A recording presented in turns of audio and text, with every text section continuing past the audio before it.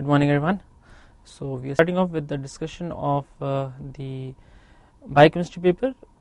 So first we'll discuss the biochemistry paper, after that we'll move on to the forensic paper. These are some contact details besides the DBMCI Premier Group. The main site is the DBMCI Premier Group, so if you have any queries you first post there. However, some students are not very comfortable posting on the Facebook page. In that case you can send me a personal query at any of these, my Facebook page, my email ID, any of these you can use to send any queries, but we prefer that you send your queries to the Premier Group so that other students can also participate in the discussion. So we'll start off with the different questions. I'll be talking about the various options along with the correct answer for each of the question. So first question, which type of glycogenosis is transmitted by X-linked genes? Now see what happens. Most of the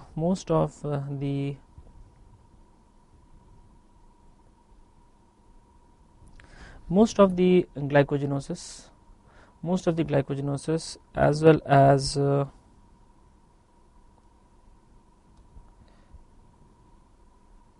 most of the glycogenosis as well as myopathies, most of them would be autosomal recessive. Most of them are autosomal recessive with certain exceptions, with very few exceptions. For example, the phosphorylase B kinase, which is responsible for glycogen storage disorder type 9. So we have the extended glycogen storage disorder list in question 37. We'll come to that again, where we have listed most of the important glycogen storage disorders that you must know about. Yeah, right, that's question 37, but please keep in mind I'll show you partly extended list. We have the table like this, which tells you the type, because nowadays we are using the numbers, the older name by which they are previously known, and the specific enzyme deficiency that you may find in each of these disorders. Okay, so in this list we have given on question number 37, we have the full extended list, but here number 9, glycogen storage disorder number 9, it doesn't have a previous name. It is not so well recognized. So the phosphorylase kinase B is the X-linked disorder among the glycogen storage disorders. Moving to question number 2, I'm sure you have the question paper, so even if it's cut out, doesn't matter.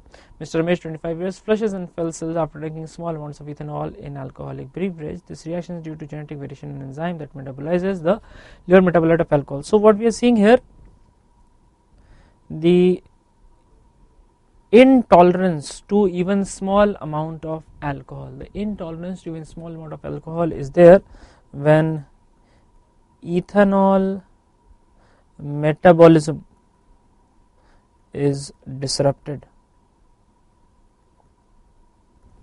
Alright, when ethanol metabolism is disrupted, then it happens, and I'm sure you know that ethanol is converted to acetaldehyde, which is then converted to acetate. The enzyme being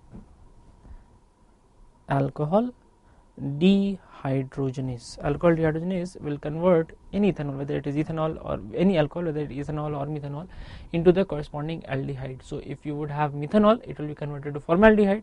If you have ethanol, it will be converted to acetaldehyde, and subsequently they are converted to their acids, the formaldehyde to formic acid, acetaldehyde to acetic acid, and then they are activated by addition of coenzyme A. They are activated by addition of coenzyme A, whereby they can enter the Krebs cycle.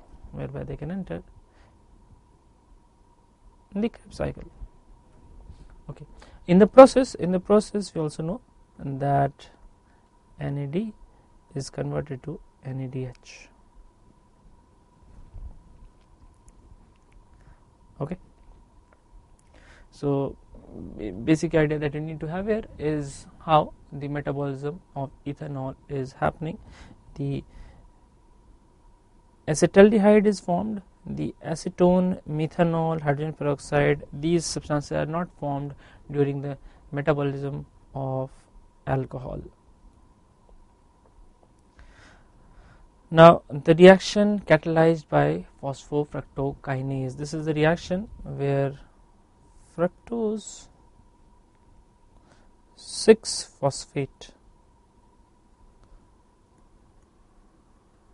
is converted to fructose 1,6-bisphosphate. In the process, ATP is consumed. So this, as you can see, this reaction is activated by high concentration of ATP and citrate is not true, because ATP and citrate are actually inhibitors of PFK1. If you look at the activators and inhibitors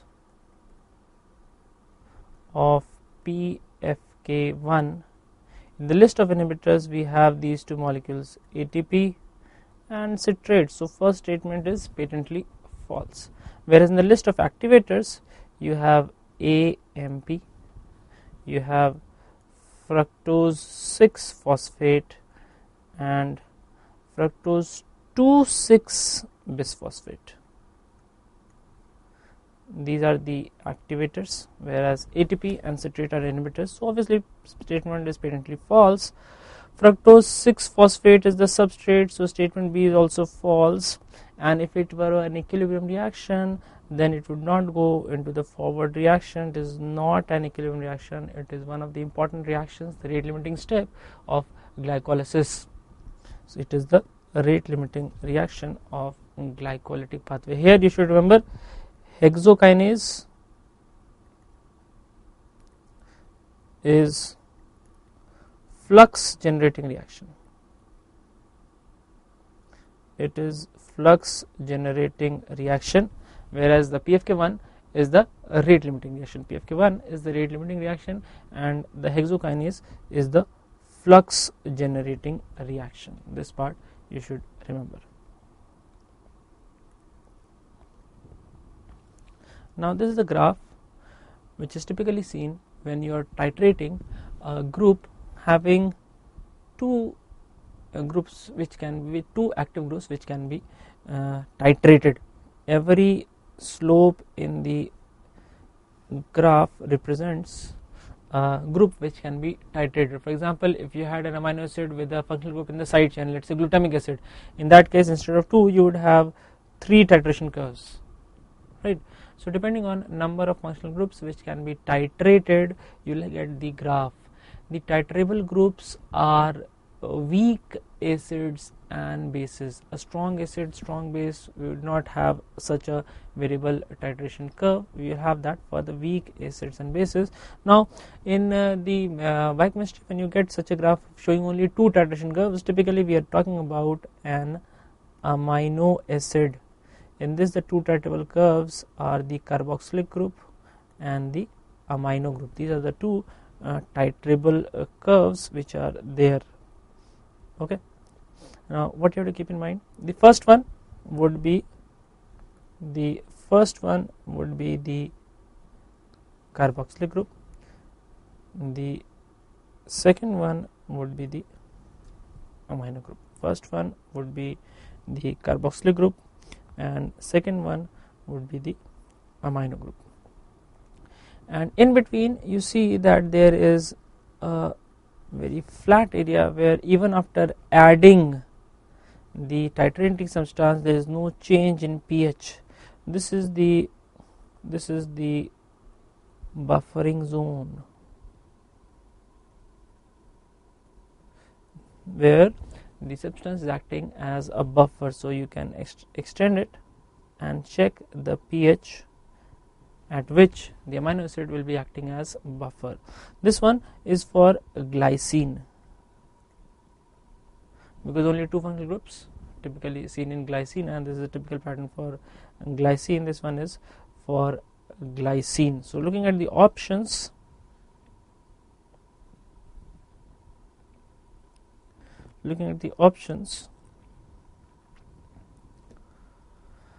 the points A and B, the points A and B have no buffering action. Here you can see there is very sharp change in pH, very sharp change in pH, so no buffering action.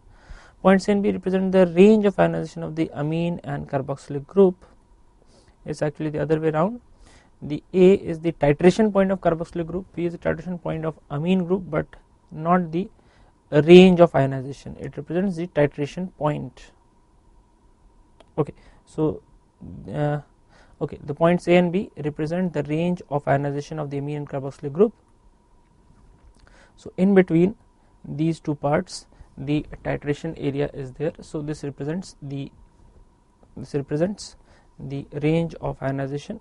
We saw that there are only two groups, so only two ionizable groups are there, so not one, not three, you have two ionizable groups.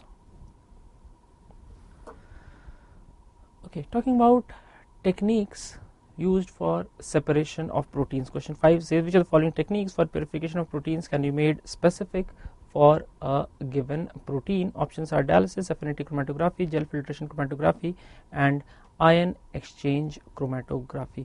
Now these are the various techniques which are used for separation of proteins. Before going on to answer, I will quickly tell you the other important techniques for separation of proteins. You can separate the proteins on the basis of solubility. Traditionally they have been precipitated with the help of metals, or they can be precipitated with the help of salting out using electrolytes. They can be separated out.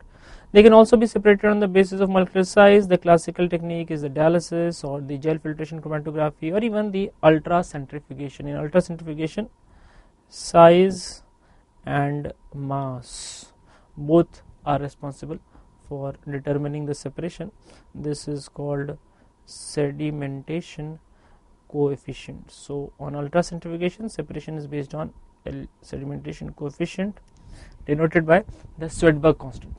So the dialysis, gel filtration chromatography, and ultracentrifugation will separate on the basis of molecular size.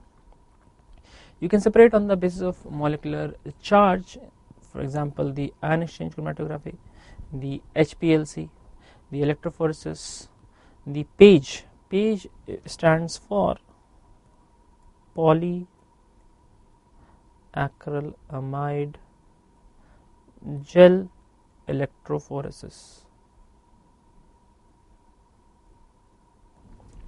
Okay, if you are separating very large proteins, for example the antibodies, you may even use the agar gel, but typically we use the polyacrylamide gel. Isoelectric focusing, it is based on the isoelectric pH phenomena. And SDS PAGE, see, the separation occurs by charge, the driving force is charge, but in SDS PAGE driving force is charge, however separation occurs as per mass. So driving force is charge, without charge the electrophoresis cannot be done. However, because of specific conditions, because of the use of sodium dodecyl sulfate, the actual separation occurs on the basis of mass. The proteins will separate out as per their mass. And lastly, which we are using nowadays the most commonly used technique is the separation on the basis of affinity binding. We started off with affinity chromatography. Nowadays even precipitation by antibodies is being done, which is the affinity binding. So these are the newer techniques and more specific. These are highly specific for a protein. We use a unique property to describe the affinity chromatography, and by antibodies we use the unique epitope.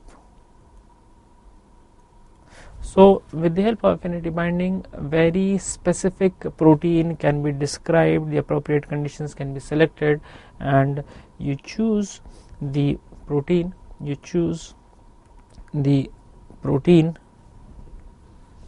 very specifically. Dialysis based on size, so no specificity. Gel filtration chromatography, again no specificity. Ion exchange only on the basis of charge, so no specificity. Only the affinity chromatography is specific for a protein. Moving on to question number 6. The function of many enzymes, membranes, transporters and other proteins can be quickly activated or deactivated by phosphorylation of the specific amino acid residues catalyzed by the enzyme called kinases. We know this. Cyclases will cause cyclization. Phosphatases will inactivate the kinases or even the inactivate the phosphorylation, whereas protease will cleave proteins. Proteases will cleave proteins. So the phosphorylation is carried out by kinases. The phosphatases will dephosphorylate. The phosphatases will dephosphorylate. It will remove the phosphorylation. It will remove the phosphorylation. Question 7. Which of the following regulates lipolysis in adipocytes? Now the options are activation of fatty acid synthesis mediated by cyclic AMP, activation of triglyceride lipase as a result of hormone stimulated increase in cyclic AMP levels, glycerol phosphorylation to prevent futile esterification of fatty acids, and activation of cyclic AMP produced by insulin. Now first of all, the cyclic AMP is broken down by insulin and synthesized by glucagon or epinephrine. Okay, so this cyclic AMP will activate the hormone sensitive lipase or the triglyceride lipase. Okay, so the cyclic AMP does not activate the fatty acid synthesis. Rather, cyclic AMP will inhibit the fatty acid synthesis. It actually causes activation of triglyceride lipase as a result of hormone stimulated increase in cyclic AMP levels, which is brought about by increasing glucagon, epinephrine and decreasing insulin. Remember, insulin inhibits hormone sensitive lipase via inhibiting the cyclic AMP. By inhibiting the cyclic AMP, insulin will inhibit the hormone sensitive lipase or the triglyceride lipase. Okay, the glycerol phosphorylation typically occurs in the liver, not in the adipocytes, and activation of cyclic AMP production by insulin is a wrong statement. Insulin will inhibit the cyclic AMP production.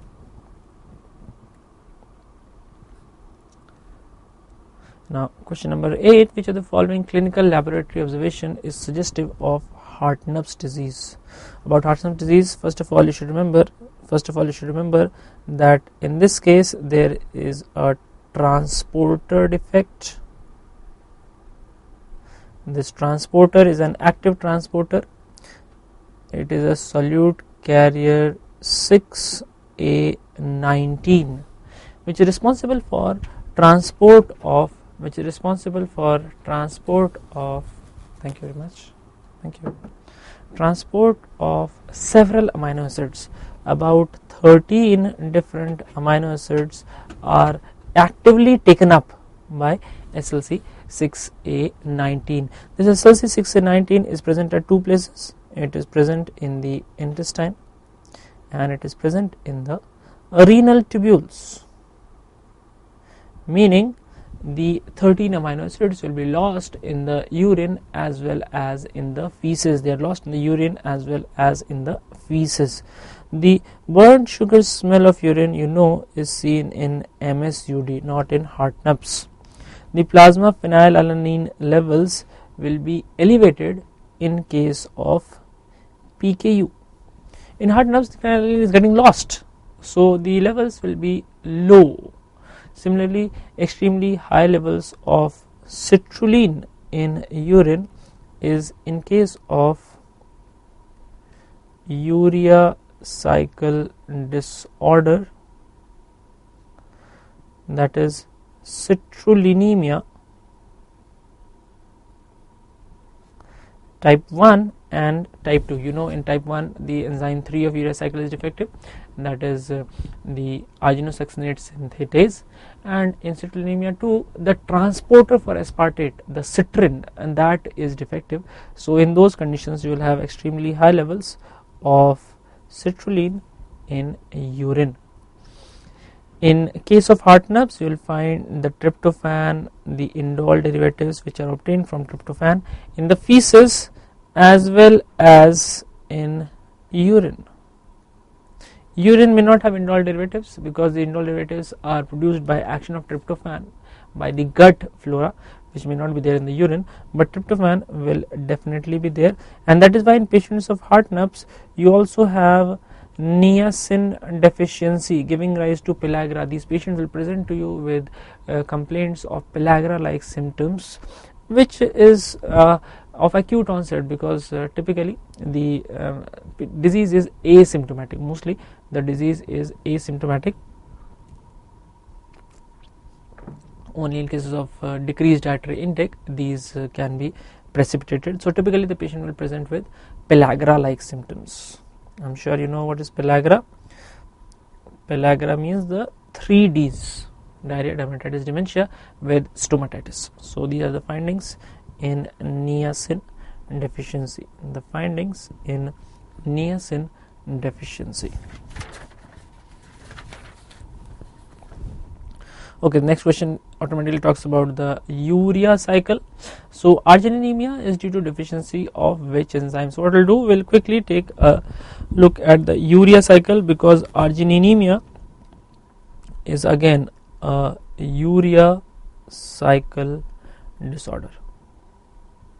It is a urea cycle disorder, and we'll take a quick look at the urea cycle. We've also given you a list of enzyme deficiencies in your handout. If you'll take a look, we have a very exhaustive list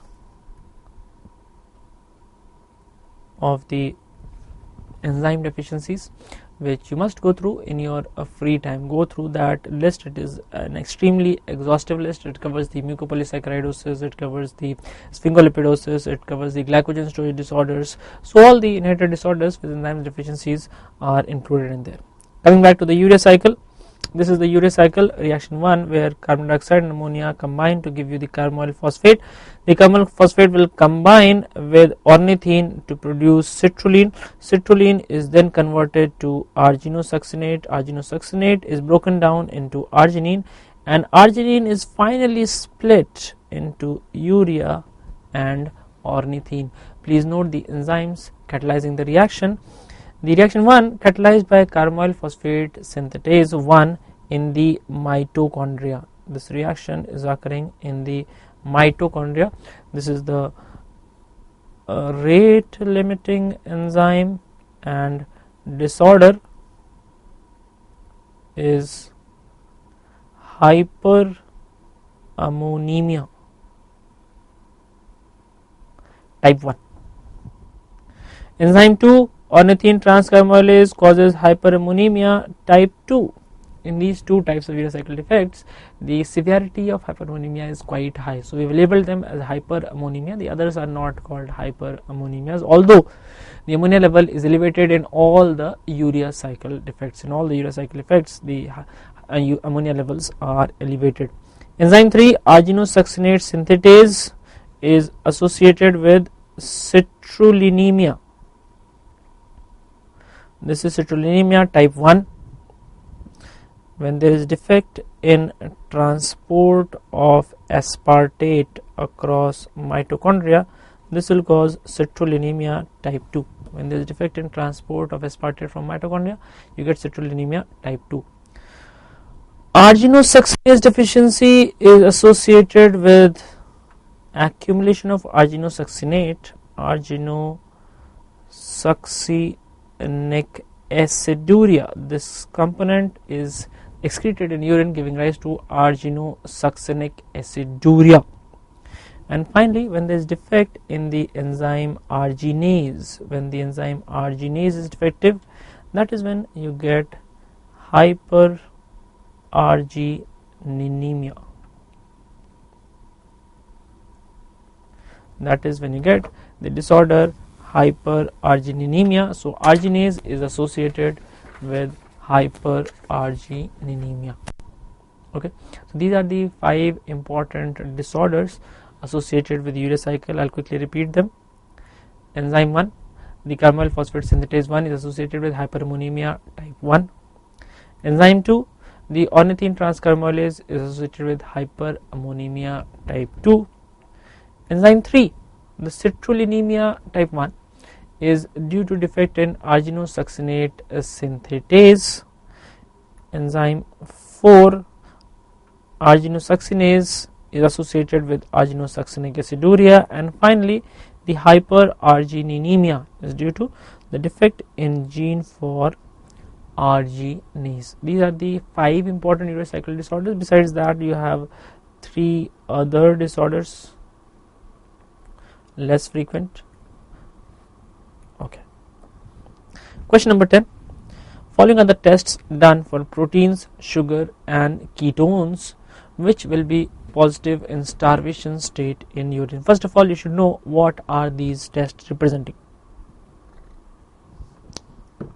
The first one is the biuret test, done for proteins. It is done for proteins. Typically it is done in the serum. You can also do it in the urine. It tells you the amount of protein in the solution, whether it is there or not, and if it is there, then what is the amount provided. You run it with controls. The second one is the Benedict test, typically used for reducing sugar, and it is called a semi-quantitative test. You can also quantify approximately the amount of monosaccharide in the solution. The minimum, least amount is the green precipitate, the maximum amount is the brick red precipitate. You get a brick red precipitate. And this one is the Rothera's test. Rothera's test, also known as the modified nitroprusside test, is for the ketones. It is for the ketone bodies given positive by the acetoacetate and acetone, but not by beta hydroxybutyrate. So in case of starvation, what will you have? You will have ketoacidosis with decreased blood glucose, meaning in the urine you will not get a positive Benedict test because there is no excess, there is no damage to the kidney, so you are not going to get a positive biuret test. What you are going to get is only the ketone bodies in the urine, that is only the Rothera's test will be a positive, the other tests will be negative.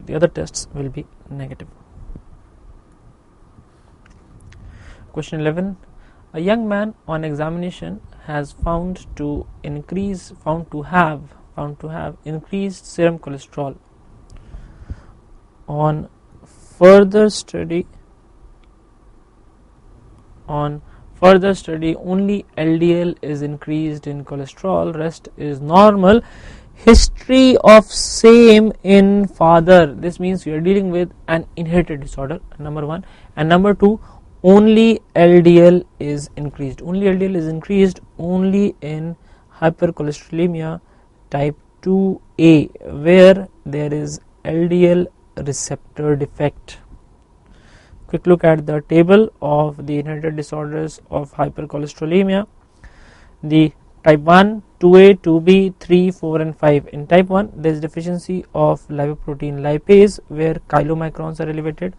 In type 2A the LDL receptor deficiency is there associated with only LDL being elevated. The type 2B, which is the most common, is the combined hyperlipidemia. Both LDL and VLDL are elevated.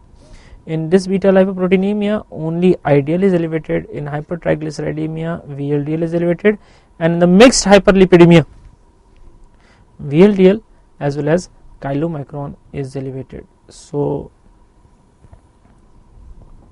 most important for atherosclerosis.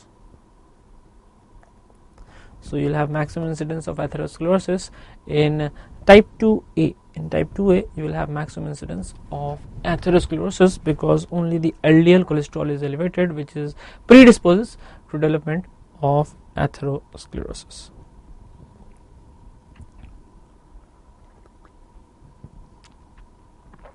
Now phospholamban is a unique protein. It is a very, very important protein. What does it do? It is an inhibitor of sarcoplasmic reticulum calcium ATPase. So it prevents the sequestration. It prevents the sequestration of calcium in the sarcoplasmic reticulum or the endoplasmic reticulum. So if you go back to the question, the phospholamban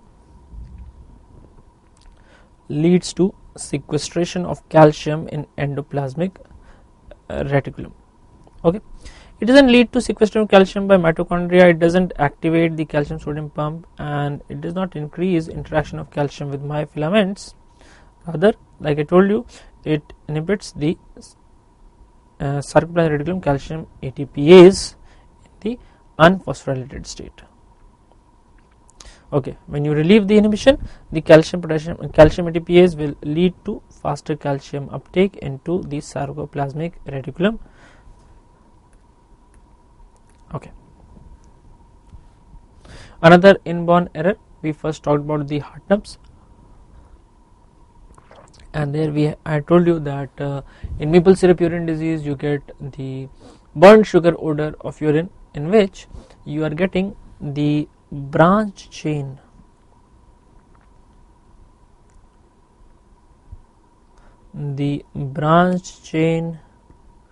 amino acids, their keto acids and even hydroxy acids in urine, and even increased in plasma. Even the levels are increased in plasma. So what happens when you treat such a sample with FeCl3? When you treat such a sample with FeCl3, you get a blue color. FeCl3 will give you a blue color.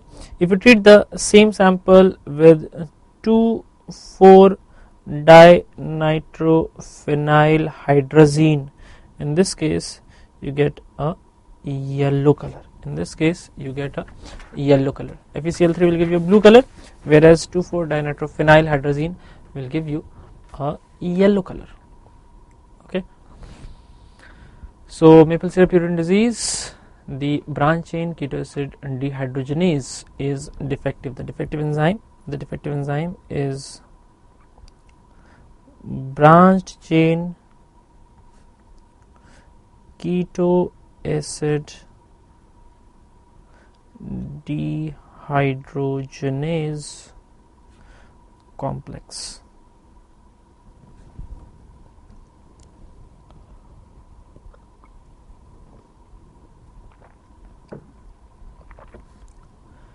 We just now talked about the alcohol dehydrogenase. So ADH meaning alcohol dehydrogenase, and we had seen in the process NAD plus is consumed and it is converted to NADH. NAD plus is required and it is converted to NADH. So what is happening? First of all, the NAD plus is required for catalytic activity, so it is a coenzyme. So here you can have the coenzyme. It is an organic group, so it is a coenzyme. Now this NAD plus will come only when the reaction has to occur, otherwise it need not associate with the enzyme, so it cannot be a prosthetic group. Prosthetic group is permanently attached via covalent linkage. It is almost permanently attached. Now in the process you see that the coenzyme is converted to a new product which is released, so it is acting as a co-substrate also. The new product is released, NADH plus H plus is released, so it is a co-substrate which gets modified, whereas the prosthetic group is unmodified. It is unmodified. So obviously we are dealing with a molecule which is acting as coenzyme co-substrate. It is acting as coenzyme co-substrate. Without the NAD plus, the reaction will not proceed.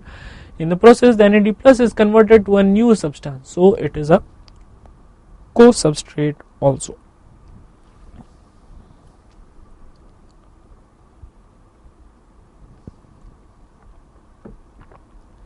Moving on to somatomedin. Somatomedin is a growth promoting substance. We have three types of somatomedin. You can have somatomedin A, somatomedin B, somatomedin C.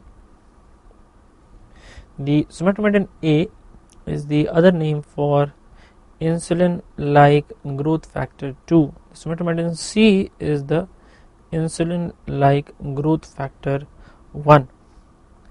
And then you have the somatomedin B. All of these promote growth. Okay, so in the process they promote deposition of chondroitin sulfate. They promote the deposition of chondroitin sulfate. Okay, so this image sequence shown in image is present in, now what is being highlighted in the image is the Tata box, and you know that the Tata box is present in the promoter region. It is present in the promoter region where you know the transcription factor 2D or the sigma subunit can come and get attached. So we are talking about the promoter region. We are talking about the promoter region, the sequence which promotes the transcription of the downstream gene. It will promote the transcription of the downstream gene. This represents exon followed by intron followed by exon followed by intron, like this. Okay, so the promoter region will promote the transcription of the downstream element. Fisher lock and key theory postulates. What does it postulate? Now see, there are two theories of specificity of enzymes. One is the Fisher lock and key hypothesis. Second is the induced fit hypothesis. According to the lock and key theory, the active site in enzyme exists in proper conformation to the substrate molecule. Even in absence of substrate, the substrate will just come and get attached to the slot which is there for the attachment of substrate. Now as per the Fisher lock and key hypothesis, the conformational change to fit the substrate does not occur. This is as per the induced fit model, not as per the Fisher lock and key model. Similarly, there is absolute specificity in reaction between enzyme and substrate. This is partly correct. What it says is the shapes exactly match. If you have similar shaped molecule, then that can also come and sit. So it talks about the similar slot as per the shape, not about absolute specificity. And lastly, enzymes have catalytic power and accelerate reaction by reducing energy of activation. This is not a part of Fischer lock and key theory. This is description of catalysis. This is just the description of catalysis. Okay.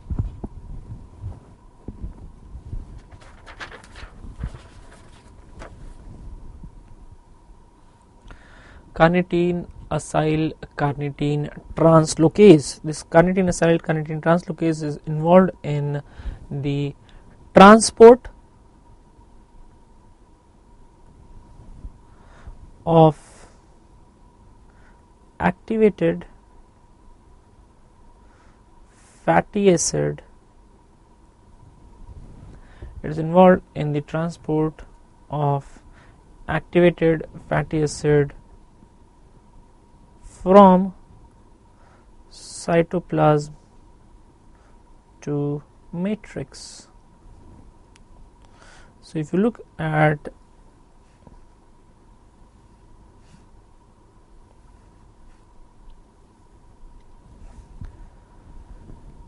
outer mitochondrial membrane, the inner mitochondrial membrane, this is the intermembranous space, and this would be matrix. Here you would have the cytoplasm. So in the activation and transport of fatty acid from cytoplasm to matrix, you need in total 4 proteins, and these are their specific locations. So first you have the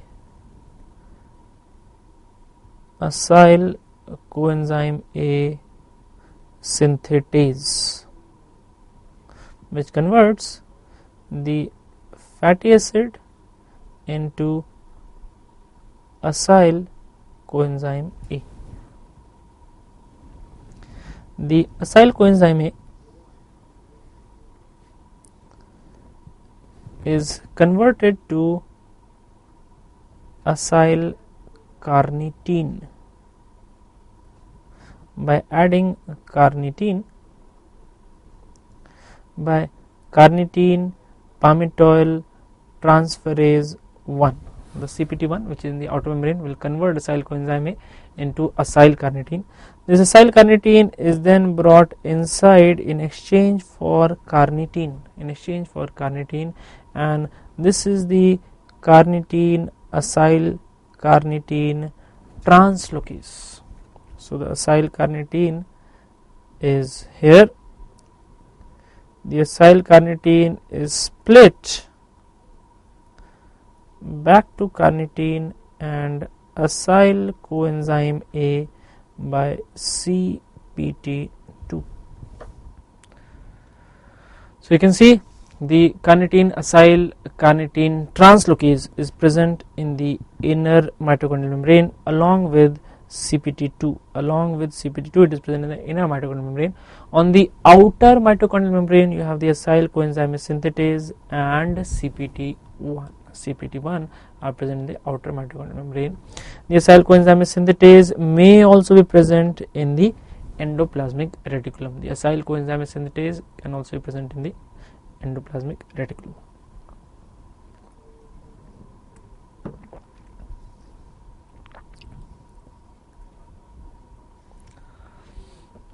Meester cycle uses which of the following enzymes? ALT, AST, GGT and alkaline phosphatase. First of all, you should know what is Meester cycle. Meester cycle is pathway for transporting amino acids across membranes. The molecule required for this process is glutathione. And this transport is made possible with the help of gamma glutamyl transpeptidase. The gamma glutamyl transpeptidase makes this reaction possible. If you look at your handouts, we have drawn the Meester cycle in your handout showing the action of gamma glutamyl transpeptidase. In addition, you already know the ALT. the ALT and AST, these are transaminases. And alkaline phosphatase, you also know, it will cleave the phosphate group at the alkaline pH. It will act at alkaline pH and it will cleave phosphate. Okay, so the answer is gamma glutamyl transcriptase is required by the Meester cycle. The gamma glutamyl transcriptase is required by the Meester cycle.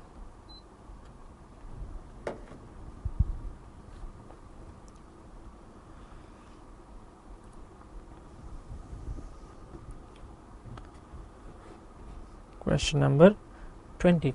While studying the structure of a small gene that was recently sequenced during the Human Genome Project, an investigator notices that one strand of the DNA molecule contains 20 A's, 25 G's, 30 C and 22 T. How many of each base is found in the complete double-stranded molecule? So if you look at one strand,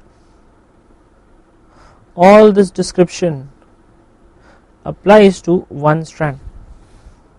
So you have 20A, 25G, 30C and 22T.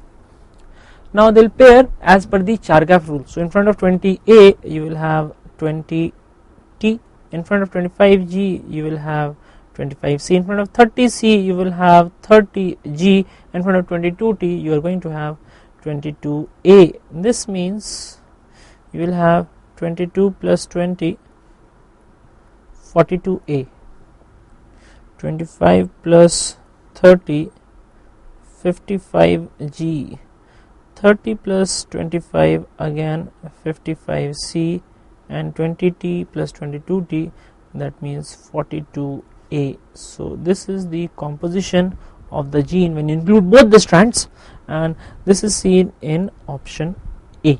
So option A would be your correct answer. So what you're doing, you're writing the sequence of both the strands as per the Chargaff base pairing, and then you add up the individual nucleotides in each of the two strands to give you the correct answer. This description describes only one strand, so you have to draw both the strands and then match them as per the Chargaff base pairing. You match them as per the Chargaff base pairing.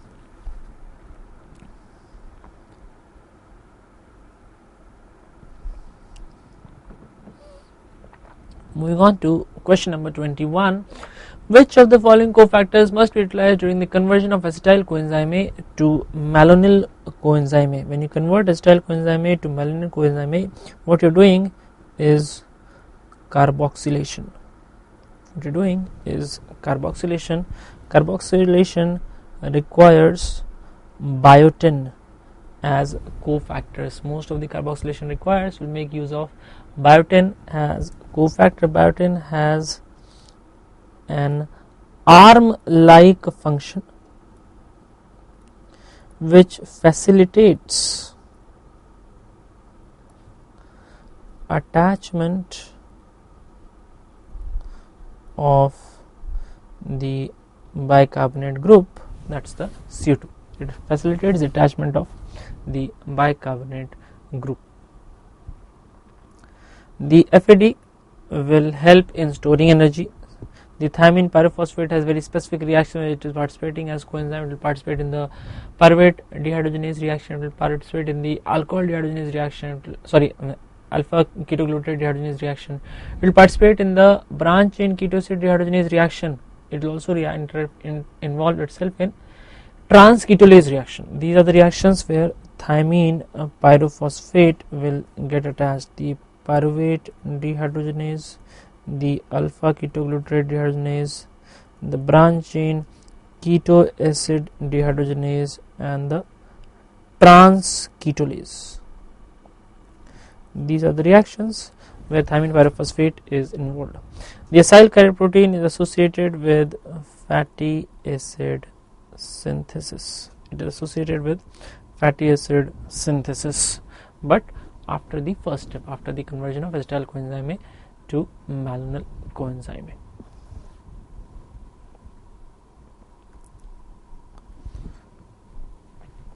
Question number 22. Which of the following hormones can cause hyperglycemia without known effects on glycogen or gluconeogenesis? So please understand that the exact route by which this particular hormone acts to promote hyperglycemia is still not known. We know the mode of action of epinephrine, we know the mode of action of glucocorticoid, we know the mode of action of epidermal growth factors. Most of them are acting via the cyclic AMP. Most of them would be acting via the cyclic AMP or by their actions on glycogenolysis and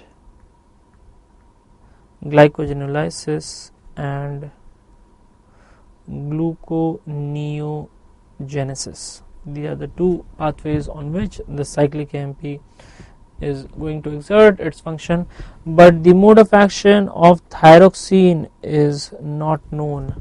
It causes hyperglycemia, but how it causes hyperglycemia, that part is not known. How the thyroxine is able to cause hyperglycemia is not yet known.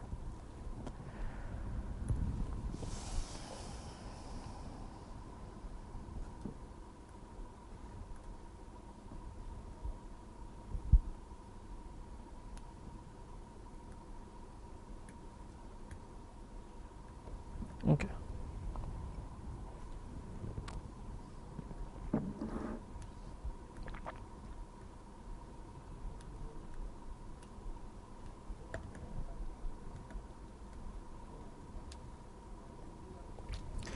Okay, so moving on to question number 23, that is Duchenne muscular dystrophy, where there is mutation of the dystrophin gene. The dystrophin gene is mutated. This mutation occurs in the promoter region. Now, which of the following statements is true? Because there is defect in the promoter region, there is defect in the promoter region, there is not going to be any problem in the methyl cap. Why? This cap is synthesized after transcription. Once the transcription is completed, then the methyl cap is added. This is a post transcription modification. Similarly, the poly-A tail is added after transcription. It is a post transcriptional modification, and the stopping is due to stop codon, not promoter.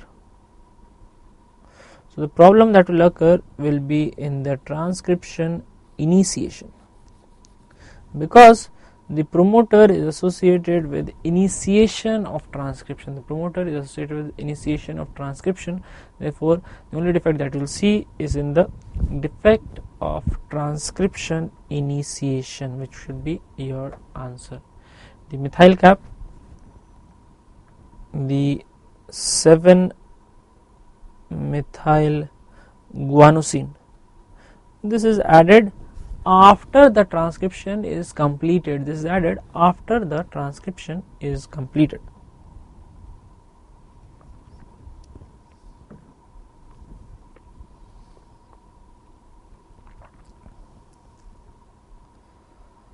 Okay. This question number 24, has been asked in your exam, in the NEET exam, the All India exam, at least 3 times. The last time that it was asked was in the form of image based question. Previously they have given this question as clinical questions also. So in this question you have been given an image, and first of all you are supposed to make a diagnosis. Then the follow up question is, in this child which of the following enzymes is likely to be deficient? Now please note, damage to the finger inflicted by the child himself, nibbled fingers. Parts of the lip are missing along with poor dentition. Nibbled lips, nibbled fingers. And here you can see bite marks on the hand.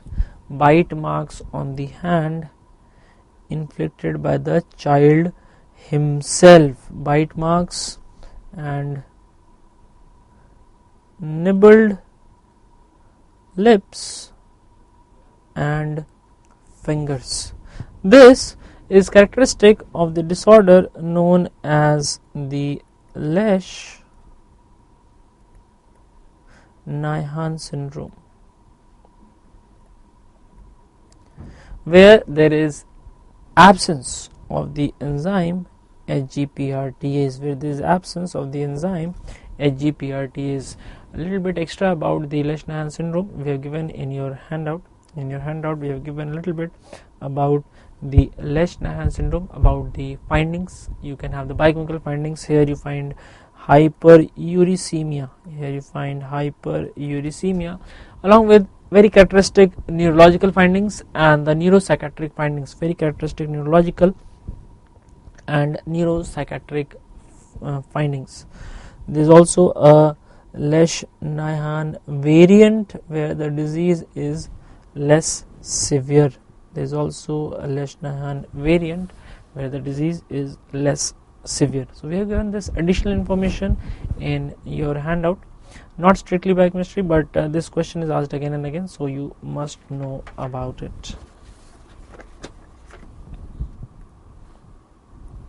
Okay, sulfur containing amino acids. All of you know sulfur containing amino acids are methionine and cysteine. That means methionine and cysteine, which is given in option C. Both methionine and cysteine are sulfur containing amino acid. Please note, the sulfur of methionine is non-reactive. The implication is cysteine forms disulfide bonds,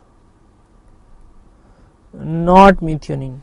Methionine does not form disulfide bonds, they are formed only by cysteine, because the sulfur of methionine is non-reactive. The sulfur of methionine is non-reactive. It is unable to form bonds. It is unable to form the disulfide bonds. It cannot participate in disulfide bond formation.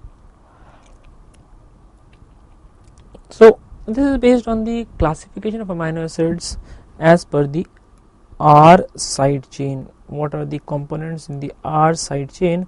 They are commonly used to characterize the amino acids, because all the properties of amino acids are based on the differences in the R side chain. You can have an aliphatic R side chain, you can have hydroxyl group in the R side chain, you can have the sulfur in R side chain, you can even have basic group in the R side chain, you can have acids in the R side chain, you may even have ring structures, the ring structures in R side chain. Okay, so this is how we classify the amino acids based on the R side chain. The details of this classification are described in your handout, so no need to worry. Just remember that the R side chain is the most important grouping, or you can say the classification of amino acids, and the amino acids in the same class according to R side chain are called homologous amino acids, meaning these amino acids will have similar properties. Because they have similar side chain. So homologous amino acids have similar side chain. Now this question could have been this diagram which is there could have been much better. The question says the elongation of fatty acid occurs in which of the diagrammatic structures shown in the illustration. Now for going to the illustration, we should know the elongation of fatty acids. The elongation of fatty acids will occur in the endoplasmic reticulum. The elongation of fatty acids will occur in the endoplasmic reticulum. Now let us look at the labeling of the structures. A describes the cell membrane. So obviously there the elongation of fatty acid will not occur. B describes the mitochondria. Here the breakdown of fatty acid occur, not the synthesis. whereas C, I can't seem to find C. Nevertheless, D describes nucleus.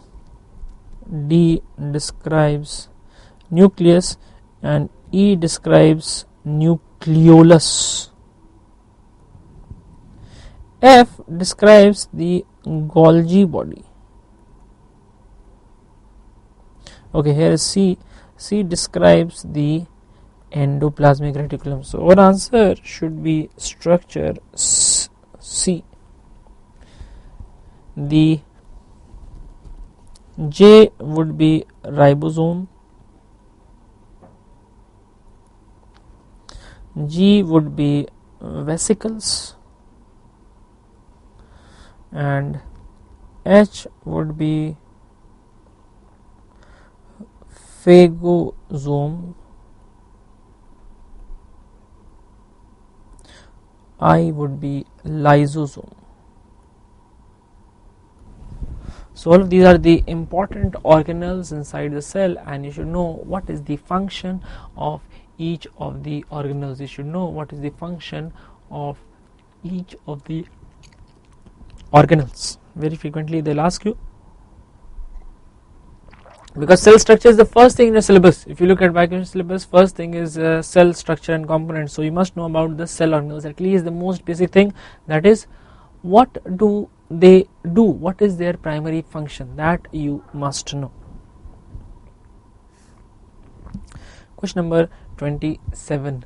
The intact peptide bond is necessary for which of the following test? Okay, so we have the various tests: the ninhydrin, the biuret test, the diazo reaction, and the UV diffraction. So quickly I'll show you the table of tests for the different amino acids and proteins. The first is the biuret test, which is used for proteins with more than one peptide bond. So biuret test tests for peptides, not for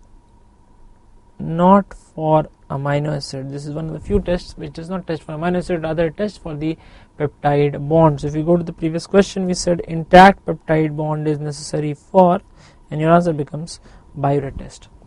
Moving on, the xanthoprotic test for phenylalanine, tyrosine, tryptophan. You see these are the ring structures, and you get the yellow color.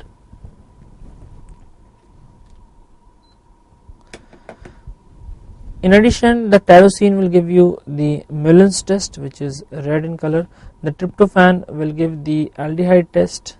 The arginine will give the Sakaguchi test. This is a very important test. Here the side chain contains guanidino group.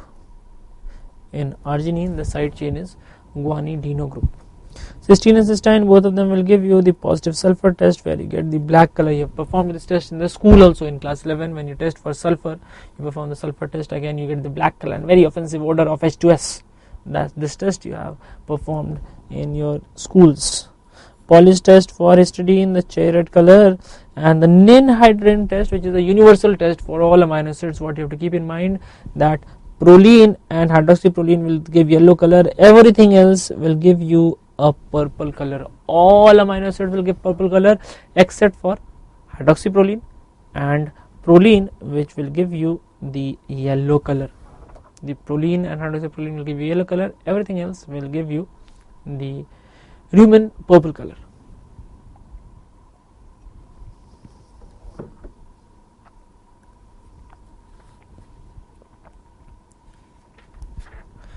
Moving on to question number 28. Taurine is biosynthesized from.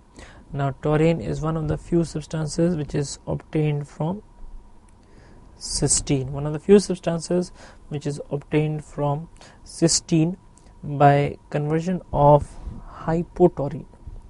So from cysteine, this is converted to cysteine sulfinate.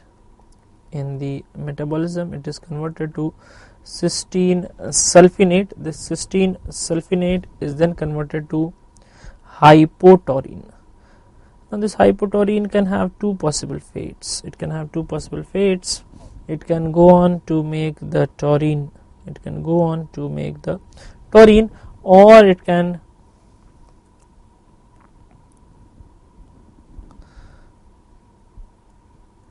get converted to cysteamine, which is a reversible reaction. It can get converted to cysteamine, which is a reversible reaction. So the taurine will come from cysteine.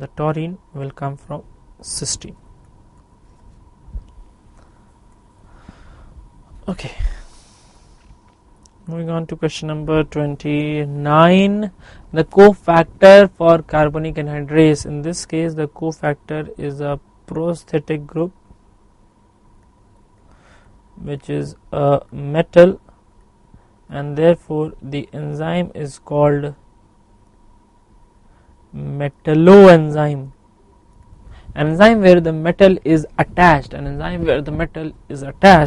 In this case, the metal which is attached to the carbonic anhydrase is zinc. Can you tell me other enzymes where zinc is present? Include the alcohol dehydrogenase. It contains aldehydatase.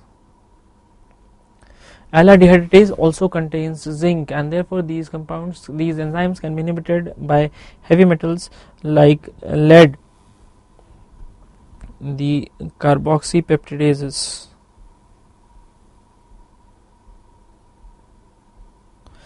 A, B, all of them contain zinc. Recently it has been found that selenium is present as selenocysteine, and you should know about this also. The enzymes containing selenium in the form of selenocysteine. The answers would be G6PD, glucose 6-phosphate dehydrogenase, deiodinase, glutathione peroxidase, thioredoxin reductase, and selenocysteine synthase. These are some of the important enzymes containing the selenocysteine. About copper, you should remember the cytochrome C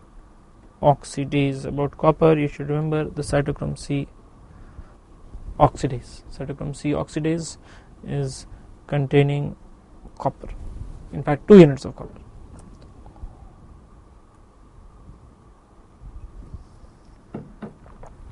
Coming to question number 30, zymogen activation by partial proteolysis.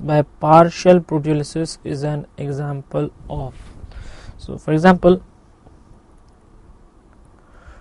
trypsinogen is converted to trypsin. So, what is happening here? This part is cleaved out. And this cleaving of the bond is permanent. This is not a covalently linked group which was removed, but rather this was attached by the covalent linkage. So removing this gen part is a covalent modification.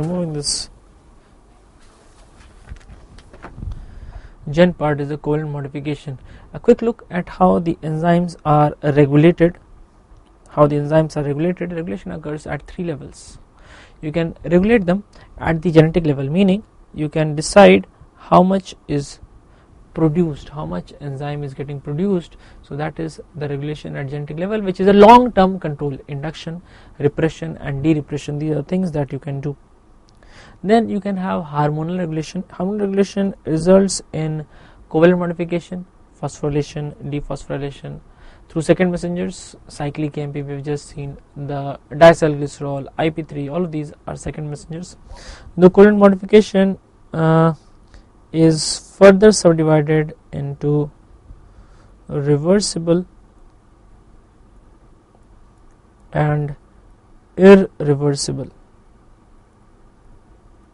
So the reversal would be phosphorylation, dephosphorylation. Irreversible would be zymogen to enzyme. This would be irreversible. Zymogen to enzyme would be irreversible. So hormonal regulation is a mid-term control. The short-term control is allosteric. The short-term control is allosteric regulation. You can have effectors which can be positive and negative effectors, or you can have feedback inhibition. So in the short term, the enzymes are regulated via allosteric regulation. The molecules will attach at an allosteric site. The molecules will attach at an allosteric site. Okay, so that's about the regulation.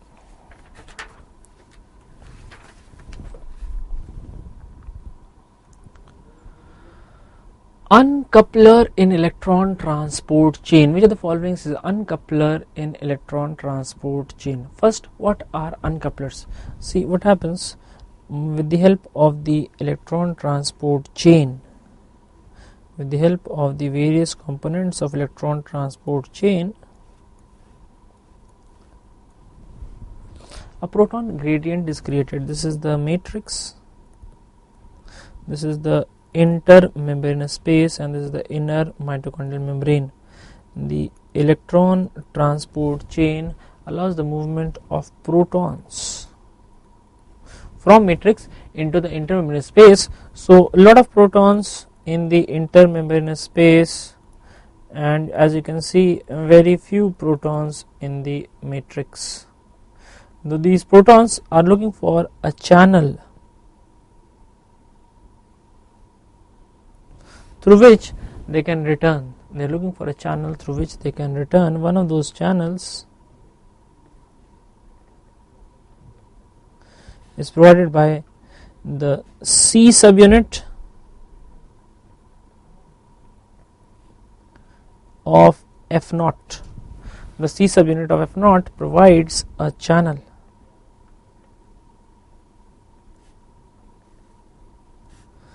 Through this channel, the proton can come out. Now please note that the movement of the proton in this channel can be divided into two components, which results in cyclic movement. Of the F0 subunit. This is then transmitted to the F1 subunit, where ATP synthesis occurs. Now imagine a straight channel through which protons can travel. These channels are UCPs. Normally they are in the closed state. But they can be activated by uncouplers. When UCPs are activated, you get heat. Previously you are getting ATP, but on activation of UCPs you get heat. And phenolic compounds are very good uncouplers. So in this context, I'll show you a very few inhibitors which you must know about. The uncouplers, the exogenous uncouplers which are non-specific, that is the 2,4-dinitrophenol or any phenolic compound, the dicumarol, and some big compounds, FCCP. These are exogenous, these are non-specific. They will activate all the UCPs. You also have endogenous uncouplers which are very, very specific for the different UCP channels. For example, UCP1 activated by thermogenin. In the of the brown adipose tissue fame.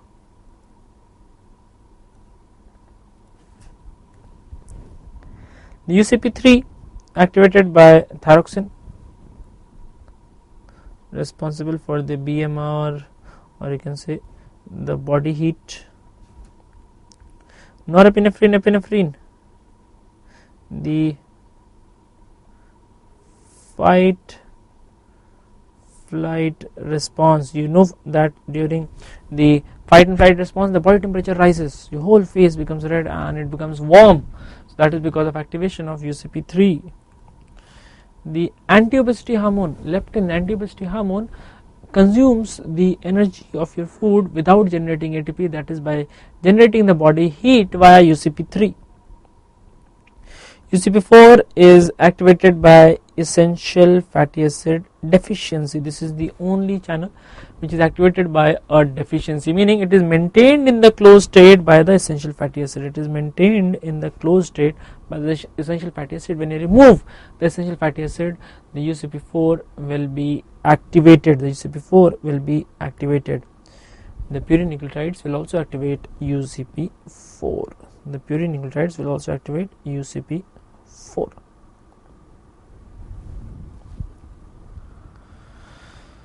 Moving on to question number 32. Hyperammonemia inhibit TCA cycle by depleting which of the components? Oxalostate, alpha-ketoglutarate, citrate and succinyl coenzyme A. Now hyperammonemia is toxic because it interferes with TCA cycle. NH4 plus will react with one of the components to produce glutamate, and the action of enzyme glutamate dehydrogenase. So reversible reaction, the component is alpha ketoglutarate. So your answer would be alpha ketoglutarate. Depletion of alpha ketoglutarate slows down the TCA cycle, less energy is available at the level of brain, giving rise to encephalopathy. That is why hyperammonemia is very, very toxic. It inhibits alpha ketoglutarate, decreases energy, causes encephalopathy. That is why it causes encephalopathy.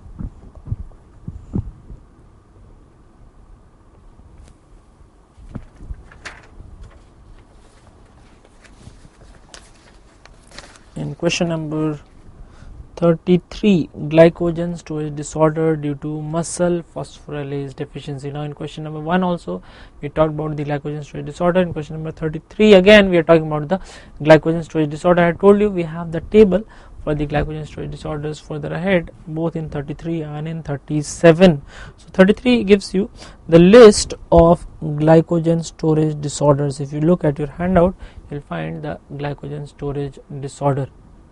Now Pompey's is due to deficiency of acid maltase. This is one of the few glycogen storage disorders associated with death of the child by the age of 2 years, and that is why enzyme replacement therapy has been made available. Enzyme replacement therapy exists for Pompey's. The Anderson is related with branching enzyme deficiency. It is related to branching enzyme deficiency, whereas Tarui disease is associated, it is associated with PFK1. It is associated with PFK1 in the muscle and in the RBC, in the muscle and in the RBC. As a result, these patients will have poor exercise tolerance. The McArdle is associated with myophosphorylase deficiency. The McArdle is associated with myophosphorylase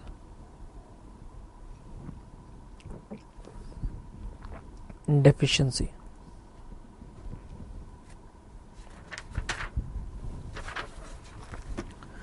Question number 34. Which of the following metabolites is involved in glycogenolysis, glycolysis and gluconeogenesis?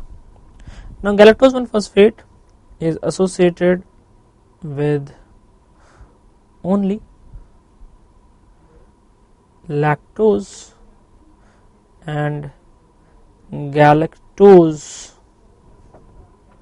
or the glycosaminoglycans or glycoproteins or glycolipid synthesis. None of these mentioned here. The fructose 6-phosphate is associated with only glycolysis or gluconeogenesis. Uridine diphosphoglucose associated with glycogenesis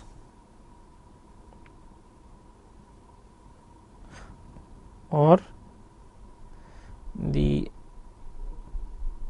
glycoprotein or with the glycosaminoglycan or with the glycolipid.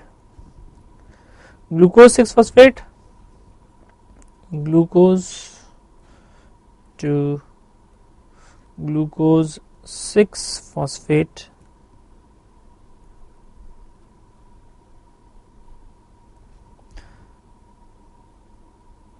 hexokinase and glucose 6-phosphatase. The glucose 6-phosphate can go to glycolysis. The glucose 6-phosphate can go to HMP shunt. The glucose 6-phosphate can go to glycogenesis. In the backward direction, the glucose 6-phosphate to glucose is required for gluconeogenesis. So glucose 6-phosphate required for glycogenolysis, the backward reaction, glycolysis and gluconeogenesis. So please note that a lot of pathways are interrelated at one or more metabolites. And the enzymes catalyzing these reactions would typically be flux generating reactions. So when a particular substance is going to multiple pathways, the rate at which that particular substance is produced will decide the rate of any of those pathways. That is why those reactions are called flux generating reactions. The hexokinase catalyzes the flux generating reaction.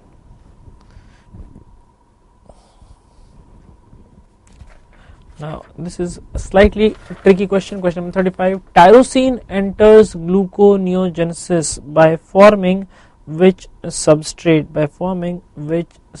Now this is something which you will have to memorize, and that is why we have given you the diagram showing the entry of the different amino acids at different levels in the Krebs cycle. If you look at your diagram, you will find the tyrosine and phenylalanine.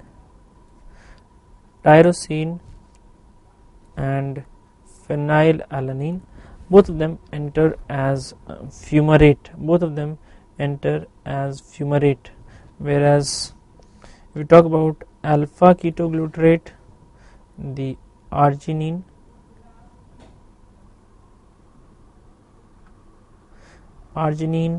histidine, glutamine and proline, all of them get converted to glutamate. Glutamate will get converted to alpha ketoglutarate. In the form of succinyl coenzyme, you have isoleucine, methionine and valine. Most of the other amino acids will get converted to acetyl coenzyme, and the acetyl coenzyme will get converted to citrate. Most of them will get converted to acetyl coenzyme, which will get converted to citrate. This may or may not involve the pyruvate.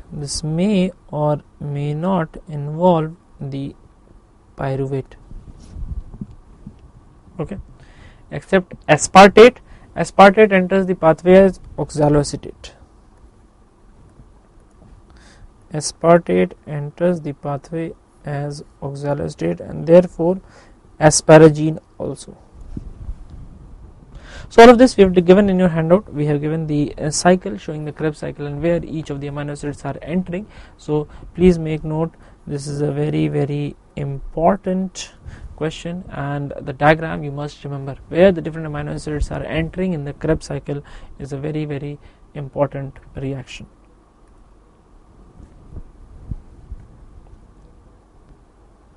Enzyme which is not regulated by phosphorylation dephosphorylation reaction. Okay, so most of the reactions will be regulated by phosphorylation dephosphorylation. We have already seen the glycogen synthase and glycogen phosphorylase, both of them regulated via cyclic AMP through addition of phosphorylase. Similarly, HMG CoA reductase also regulated via phosphorylase. The correct answer here would be aspartate transcarboxylase, one of the few enzymes which is not regulated by phosphorylation and dephosphorylation, one of the few enzymes not regulated by phosphorylation dephosphorylation. Again, for question number 36, we have given the table in your handout. Showing the enzymes undergoing phosphorylation dephosphorylation, and you subdivide them as per the metabolic pathway, which enzymes belong to the carbohydrate metabolism, which enzyme belong to the lipid metabolism, which enzyme belong to the amino acid metabolism. That part we have given in your handout. Please go through that list. It is a very important list. This table is very important. Moving on to question number 37. A child was found to have hypoglycemia.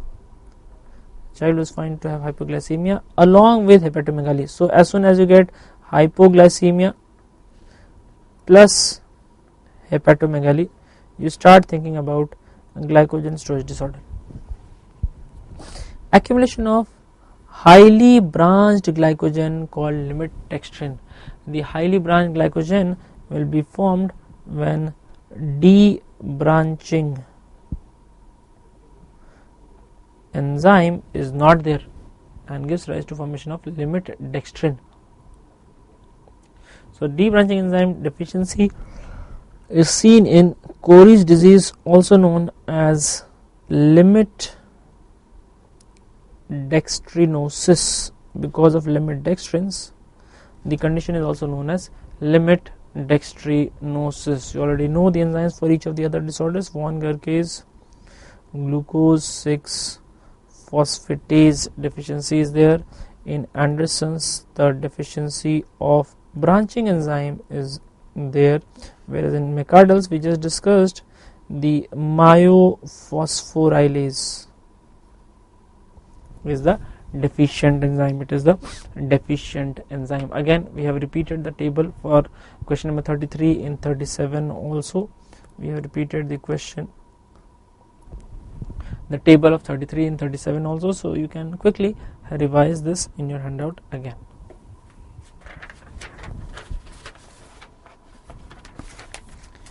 Endogenous triglyceride carrier in plasma is. So quickly I'll label each of them. Chylomicron, exogenous triglyceride carrier, HDL, reverse cholesterol transport, LDL, cholesterol transport. Although this is, you can say, ambiguous, VLDL is responsible for endogenous triglyceride transport. Okay, what you remember is the exogenous triglyceride transport, the endogenous triglyceride transport, and the reverse cholesterol transport. These are the three which you have to keep in mind. Okay.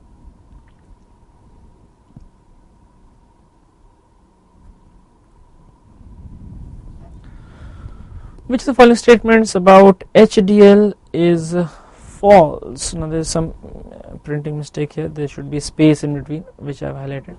Okay, so HDL we know decreases oxidation, it decreases oxidation of LDL, so this statement is false and therefore your correct answer. Now please make note of the other options. HDL reduces foam cell production by LDL. This is true because foam cell will be synthesized when there are oxidized lipids. Oxidation is decreased by HDL, so foam cell formation is less.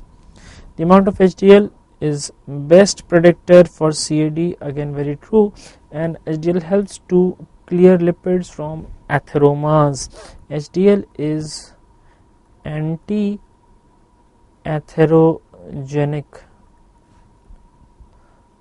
Most anti-atherogenic is pre-beta HDL. It is not HDL, but it is the pre-beta HDL. Most anti-atherogenic is pre-beta HDL. HDL is anti-atherogenic, but pre-beta HDL is more anti-atherogenic. It is most anti-atherogenic. Now again, for the sphingolipidosis,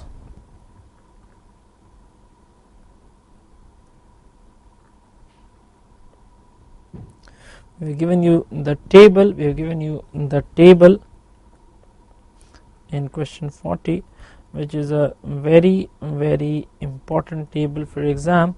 Almost always one question will come from the list of sphingolipidosis. Typically they will ask you the enzyme deficiency, so if possible please try to memorize the enzyme deficiency in the various sphingolipidosis. Try to memorize the enzyme deficiency. In case of the Krabbe's disease, the defective enzyme is beta galactocerebrosidase, commonly known as beta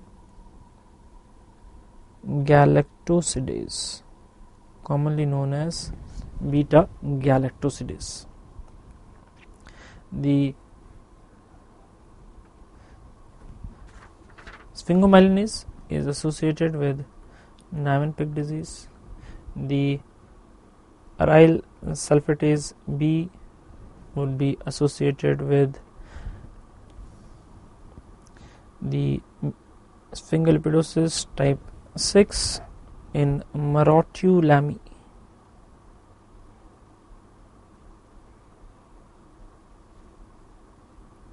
Marottu-Lamy disease.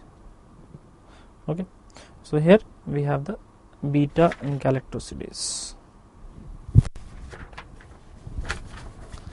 Now very frequently you are asked about the different types of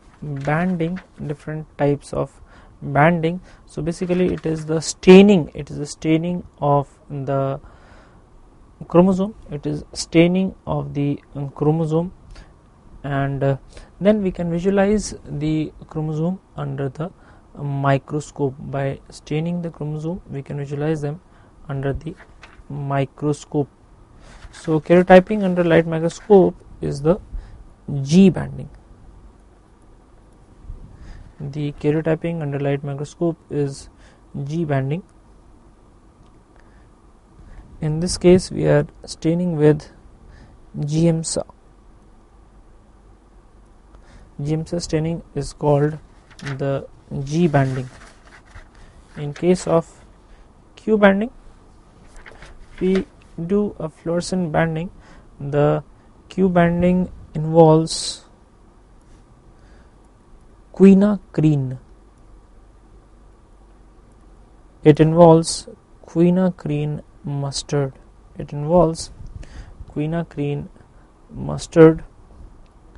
It is used for Y chromosome, or it is also used for polymorphism.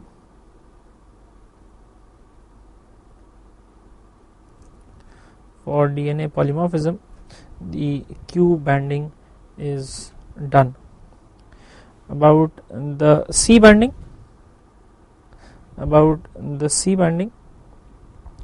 we highlight the centromere. Centromere is highlighted. It highlights the centromere, whereas FUDR binding, basically fluorodeoxyuridine, it is the fluorodeoxyuridine binding, and it tells you the fragile sites in chromosome. It tells you the fragile sites in chromosome. For example, in the Fragile X syndrome, if you are suspecting Fragile X syndrome, you will label with the 5FU. So the karyotyping under light microscope with the help of GMSA, which is called the G banding. With the help of GMSA, which is called as the G banding.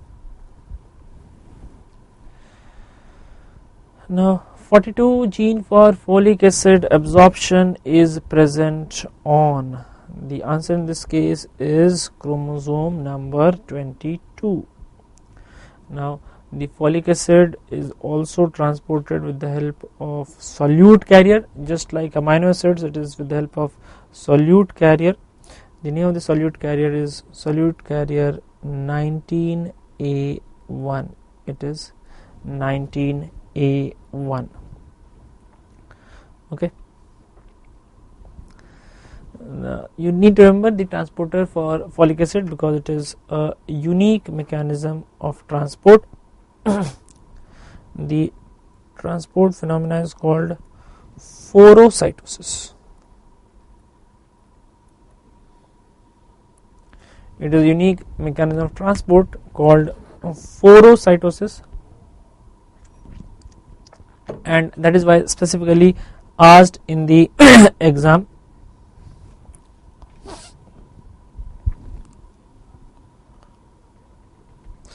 Basically what happens here, you have the folate receptor, the folate transporter, and you have a proton pump also. So together they will perform the function of transporting the folate. This is called photocytosis. This is what is called photocytosis. Moving to question number 43, following test is used for detection of which substance in urine. Now, this image can be slightly confusing, but what you have to keep in mind is the amount of substance in the two layers are equal. Similar ring you might find in Rotheras, right? But in Rotheras, the ring is produced much higher. It is produced at a higher level. This one is the test known as the Molish test. Molish test, and you know Molish test is for any carbohydrate. The Molish test is the general test for any carbohydrate. The Molish test is the general test for any carbohydrate. Okay.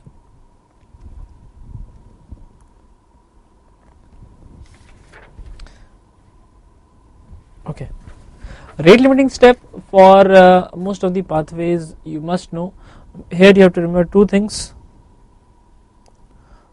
All irreversible reactions are rate limiting.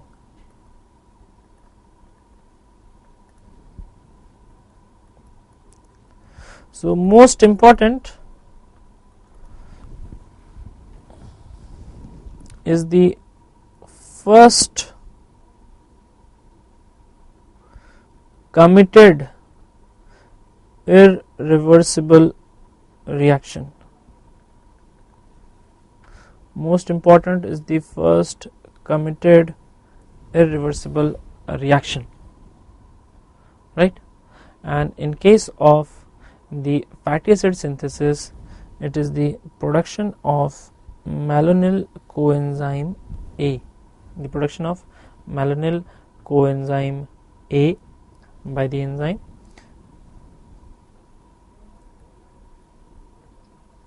acetyl coenzyme A carboxylase by the enzyme acetyl coenzyme A carboxylase. This is the rate limiting step in fatty acid synthesis. Like that, you should know the most important rate limiting enzyme for the other pathways also. We just said for glycolysis, the rate limiting enzyme is PFK1. For urea cycle, it is CPS1. So like this, you should know the important rate limiting enzyme for each of the pathways.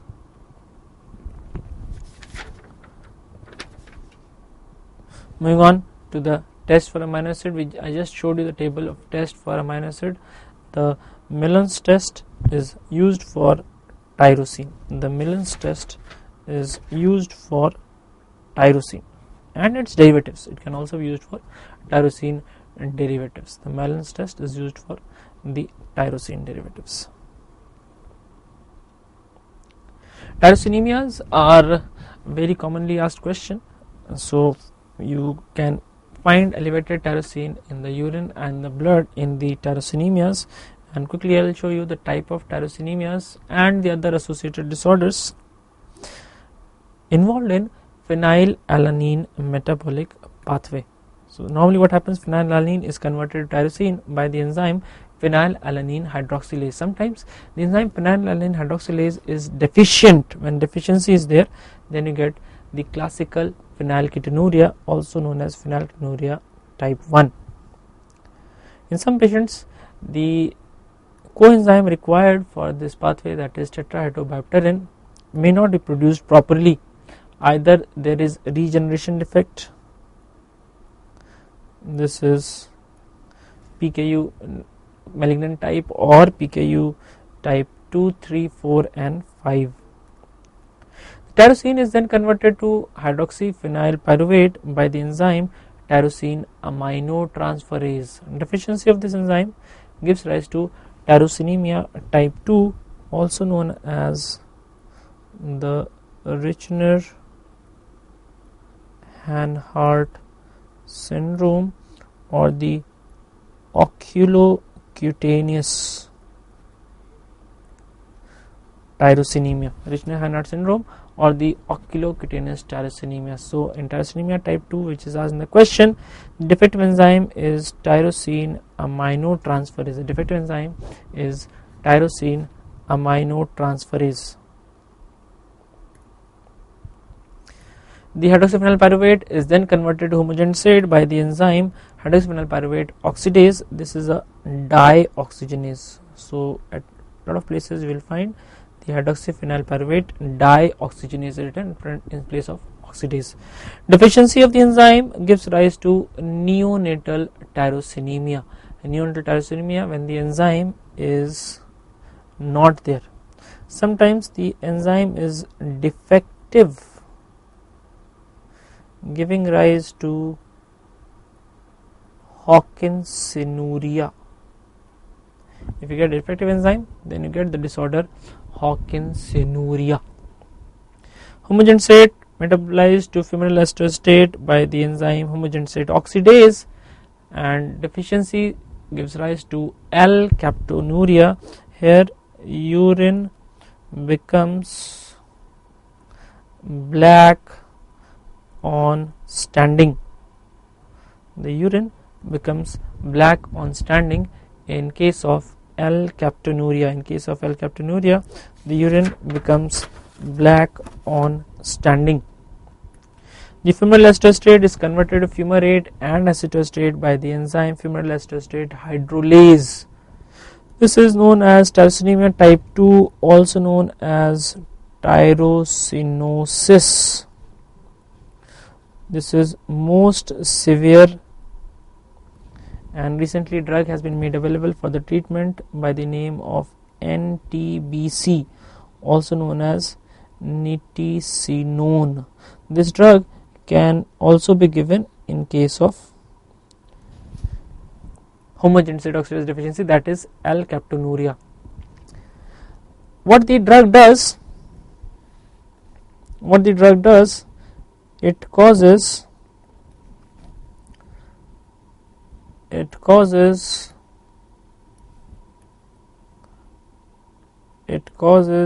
inhibition of hydroxyphenyl pyruvate oxidase, and it converts tyrosinemia type 1 to tyrosinemia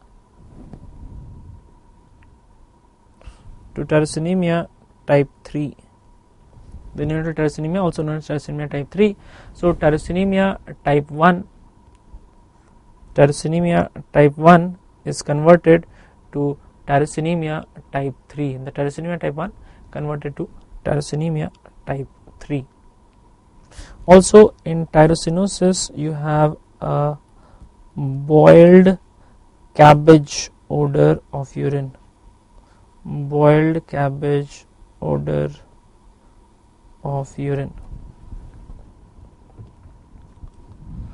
Okay, moving on to question number 47.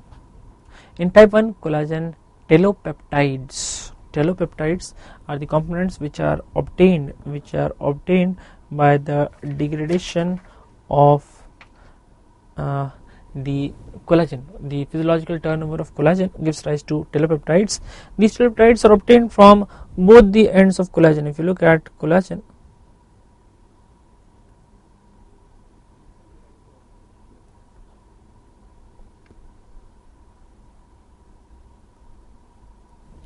so the telopeptides are obtained from both the ends. The answer is both carboxylic and amino terminal superhelical conformation. Both the ends give rise to the telopeptides.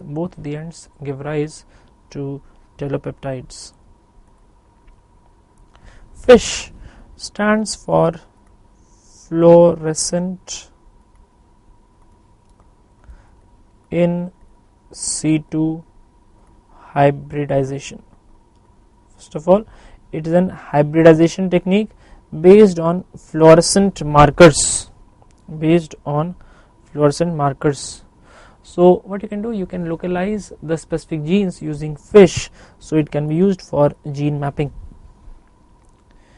You can study the organization of chromosome in the nucleus by labeling the chromosome non-specifically, so it can be used for study of 3D chromosome in the interphase nuclei. And you can also identify specific genes after transplantation, therefore it can be used for monitoring the success of bone marrow transplant. So the answer is all of the above are true about fish. Fish can be used for each of the following. It can be used for gene mapping, it can be used for study of 3D chromosome, it can be used for monitoring the success of bone marrow transplant.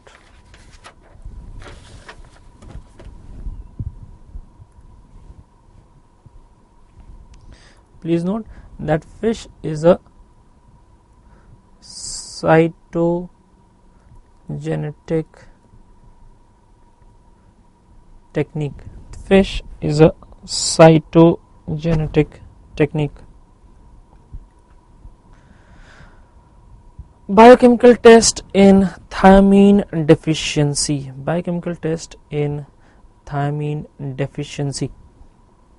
Now for thiamine deficiency, we monitor the activity of the enzyme erythrocyte transketolase. We monitor the deficiency of the enzyme erythrocyte transketolase.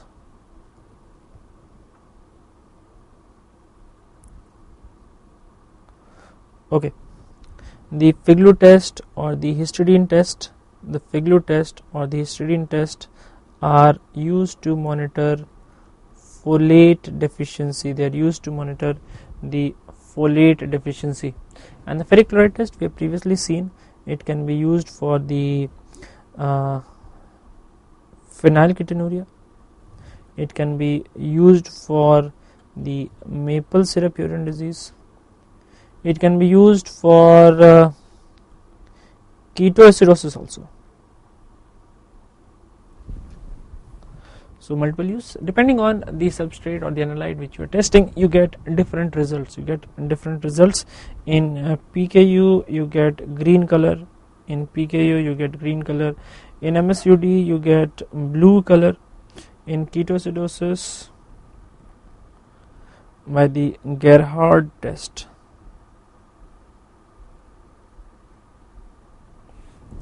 here it will detect the acetoacetate.